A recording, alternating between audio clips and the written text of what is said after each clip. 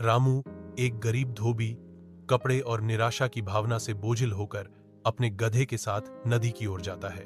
वह सोचता है, मुझे लगता है कि गधा बूढ़ा हो गया है और अब मेरे लिए उपयोगी नहीं रहा। जंगल के हृदय में रामू गधे को छोड़ देता है।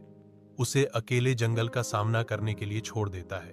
गधा अकेला खड़ा है, पूरी तरह से असहाय महसूस कर रहा है, क्योंकि रामू घने पत्तों में गायब हो जाता है। जंगल में एक शेर एक गधे को देखता है, जो उसके अगले कदम पर विचार कर रहा है।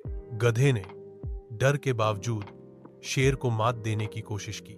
मैं राजा इंद्र का दूत हूं, यदि तुम मुझे खाओगे तो इंद्र क्रोधित होंगे।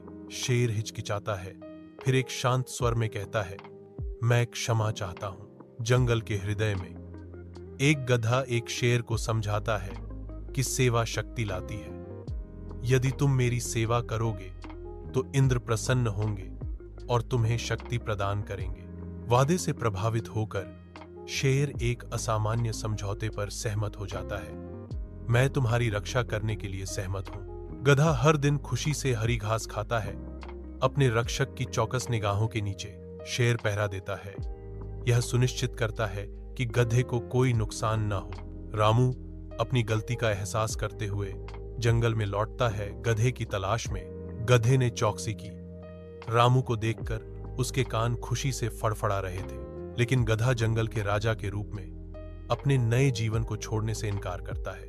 रामू निराश है, फिर भी वह गधे के फैसले को समझता है।